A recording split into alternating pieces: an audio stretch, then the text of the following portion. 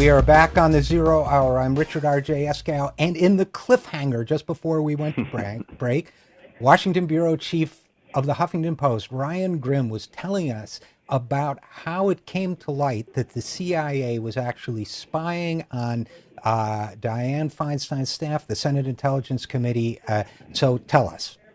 Right. So the CIA had produced this, basically a treasure map for the Senate staff. The Senate staff had been given millions of documents to try to comb through, to try to figure out what had happened over this multi-year period, and they were, out of order and difficult to search, etc. So, it was a very hard task.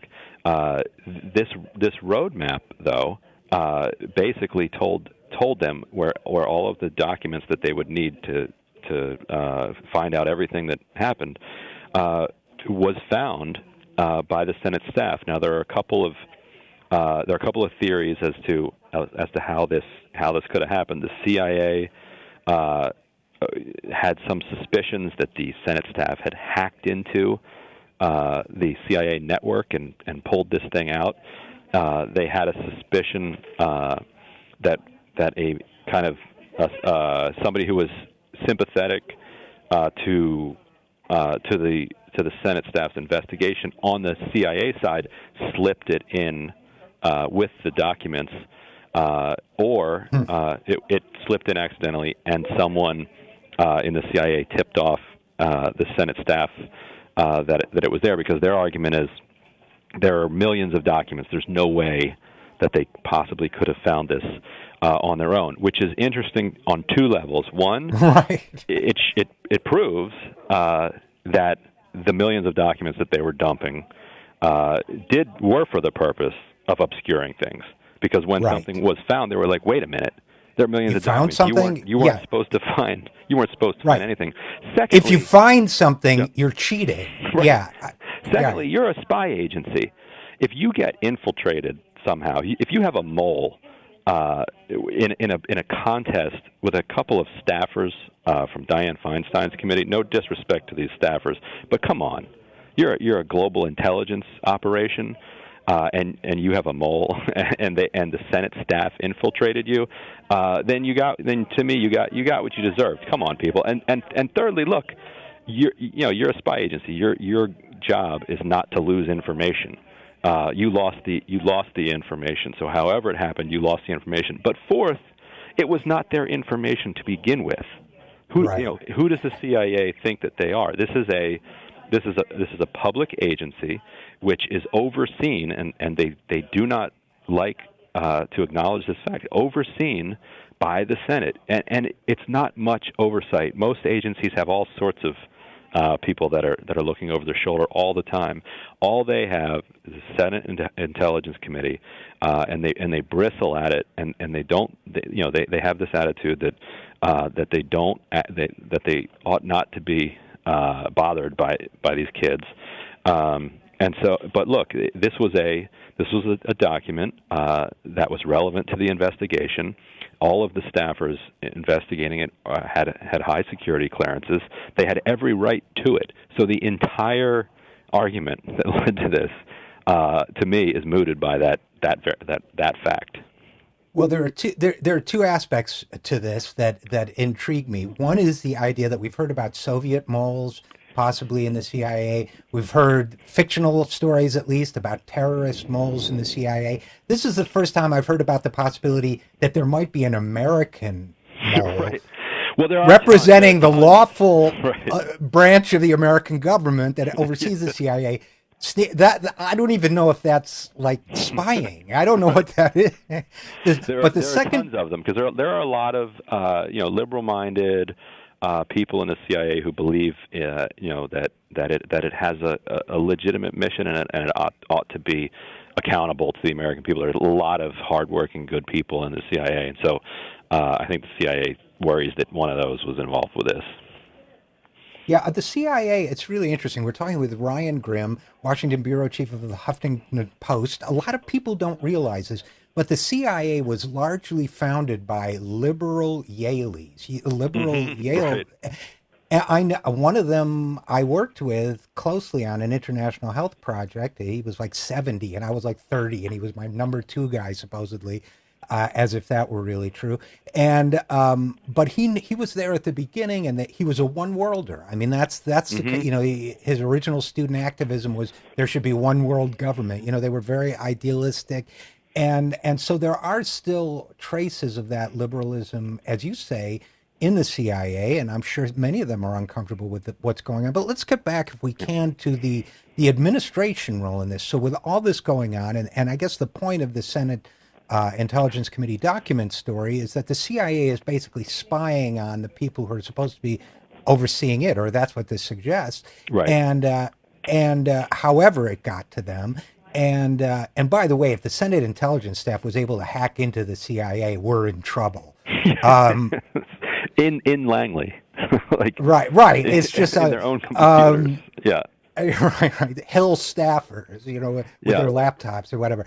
But I guess the piece of it is okay. Now what it appears is that if the chief, I've always heard, if the chief of staff is deeply involved, that's what the president wants. That's the president's priority at the moment. Could this actually be, with all that's going on in the world, one of Obama's top priorities, to make sure that John Brennan is protected and in what's released from the torture report?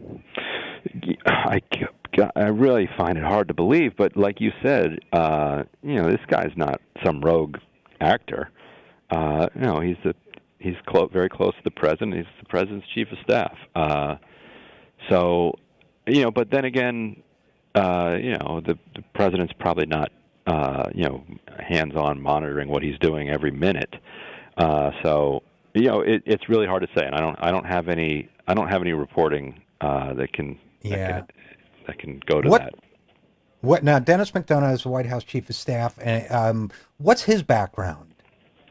So he's been around Washington for quite a long time, and he's worked with Brennan in the past, and has known him for quite some time, and people who know the two of them describe them as friends. So it wouldn't have been surprising that they would have that he would be doing this for him. Now, speaking of the kind of liberal colonialists or the one worlders that you were talking about earlier, he has some of, he certainly has some of that. I believe he was a Peace Corps or something along those lines, working in a foreign country, Right. when he was a really young person. But he's come a long way from the Peace Corps, and Yeah. and now so he may be, in other words, he may be doing this out of loyalty to Brennan or whatever. So look, Right. look, we may not be able to know at this point, but we will, hoping you'll stay on this case a little bit and keep us posted. Let's change gears, maybe stay in the national security realm, but change gears just a little bit and talk about the reporter Gary Webb, who wrote the book Dark Alliance. You've written a couple pieces about him recently. He was the subject of the new movie starring Jeremy Renner entitled Kill the Messenger. And of course, tragically, Gary Webb did commit suicide some years ago. So tell us a little bit about one of the interesting things about the Gary Webb story is that the release, first of all, maybe you can give us some background, but the story seems to have taken on new life because of the release of the movie. But you want to give our audience a little bit of background on why you wanted to write about Gary Webb and who he was? Sure. Yeah. Basically, this feature film that's out now, combined with a documentary that I've been able to see that will be released fairly soon, which is called Freeway: Crack in the System. Got me looking at this again. I had written about it about 5 years ago when my book came out, and so it was gratifying to see, that these two things were going to be happening at the same time. And the director of the documentary, Mark Levin, was able to find a lot of these key figures from Webb's series who have mostly eluded attempts to to get them on the record since then. And just to give our folks some background, Gary Webb wrote a series on the Contras and the CIA-backed Contra War in Nicaragua, and how the Contras were funding themselves in large part, or in some part, through crack cocaine dealing, and a lot of statements were attributed later to Gary Webb, or associations that he didn't necessarily make. And I gather the book Freeway Crack in the System refers to Freeway Rick Ross, the Los Angeles crack dealer, right? And this probably came up because you wrote a book called This Is Your Country on Drugs. Right. And so Gary Webb was accused of misrepresenting the facts and bad reporting, and lost his job and wound up killing himself, and tragically. And now this new documentary, you're saying that the documentary filmmaker was able to get some of the characters who have stayed off the radar for quite some time, including Rick Ross? Yeah, so Rick Ross is out of prison, and he's quite a fascinating figure.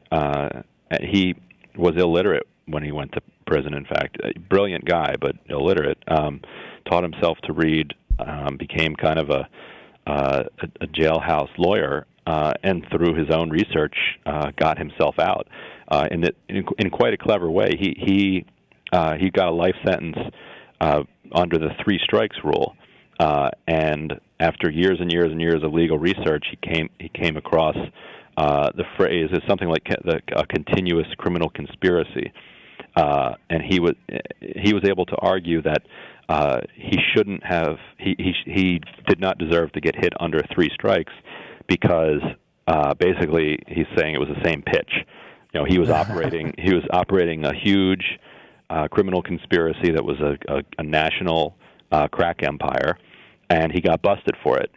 And his argument was that's one crime. I mean, there may be many charges, but it's one fundamental crime, and the courts agreed with him, and so he wound up, with a 10-year sentence or whatever it was, rather than life without parole. So he's out, and he's kind of a centerpiece of this, that all of the takedowns of Gary Webb either misrepresent or just ignore or talk around. He was, before Gary Webb's story came out, widely acknowledged to be one of the biggest crack dealers in American history. One of the first in Los Angeles, and he then spread his operation to St. Louis and Detroit and many other cities. And this, the LA Times had profiled him in 1994, and pulled out every cliche that they could think of in the lead to describe the size of his operation and his influence on the spread of crack cocaine. And what's remarkable here is that before the CIA or the Contras were involved in the question at all, there was all this moral hand-wringing about the culpability of people like Rick Ross and destroying, and quote unquote, destroying their own communities. How could they do such a thing? And a lot of people who were involved in the crack industry at the time now do feel quite a bit of remorse about what they did do and about the harm that they caused. But as soon as the Contras entered the picture, all of a sudden, Rick Ross had nothing to do whatsoever with the rise of crack cocaine and the spread of crack. That it was something that was going to happen naturally, and that the attempts to point fingers at certain people were off base. They're conspiracy mongering. They don't understand the dynamics of the industry, et cetera, et cetera. So all of a sudden, the history's greatest monsters become merely foot soldiers with no agency and no impact. Obviously, it can't be both things. Right. So no, wait a minute. You've touched on something. We're talking with Brian Grimm of the Huffington Post. You've touched on something I wasn't aware of that is really intriguing, which is basically, so these crack dealers experience remorse of what they've done to their communities, and all of a sudden the line is, well, basically, don't blame yourself. That somehow it's right, and not the remorse is very much fueled by the entire world telling them that they are right. responsible for the spread of crack cocaine and all of these destroyed lives.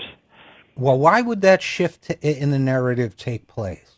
Because now it turns out that his principal suppliers were Contra fundraisers, and so in order to discredit the idea that the Contras contributed to the spread of crack cocaine, you have to eliminate the role of Freeway Rick Ross in the spread of crack cocaine.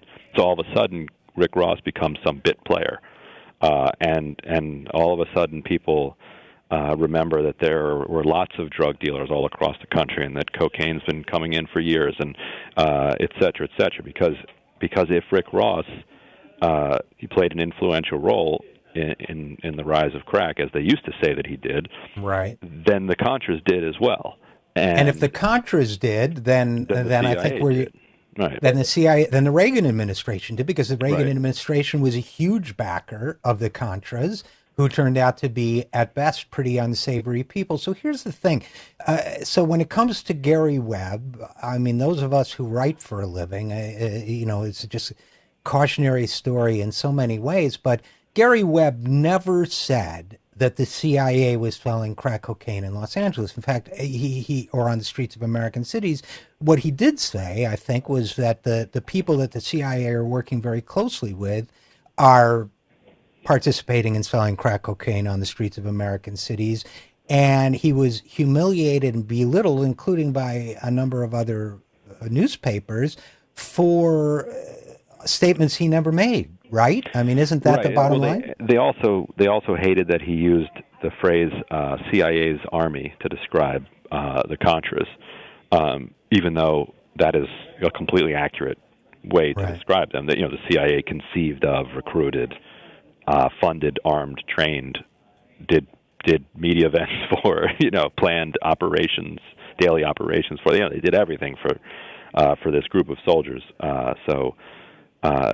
And I'm sure that when the CIA did its recent report on arming the rebels for the president, I'm certain they included the Contras in that report. They must have. How could you not? It was one of the most high-profile CIA efforts of the last 30 years. So, but there's kind of a taboo in American journalism of saying things as directly as quote CIA's army, unquote. You're supposed to say Nicaraguan rebels, right? Supported by American interests. Or you got to come up with some type of phrasing that's a little bit more euphemistic than CIA's army. Yeah, U.S. backed or aligned with U.S. America. Yeah. Yeah. I can see why you're an editor too. Yeah. So we have these two stories, one old, one new, but they both suggest, if anything to me, in the couple minutes we have left, that there's a kind of perennial influence, whether it's political or in the media or whatever, that the national security state has ongoing, long-standing influence on what we see in the papers and what gets debated and released to us. Both of these stories, Torture Report is about the information the American people are going to get. The smearing of Gary Webb was about discrediting the information that the American people get. Do you have any closing thoughts on that? Yeah, I haven't seen Citizen 4 yet, but I think it fits into your what you're saying as well. That this is Laura Poitras's documentary about Edward Snowden, and I think the deep state that you were referring to earlier is a real and is a real and powerful thing, I would say Colorado is going to be very interesting because Mark Udall has been one of the most aggressive critics of the deep state, and he's hanging on by a thread. And if he loses one of the few voices for transparency, will be gone from the Senate.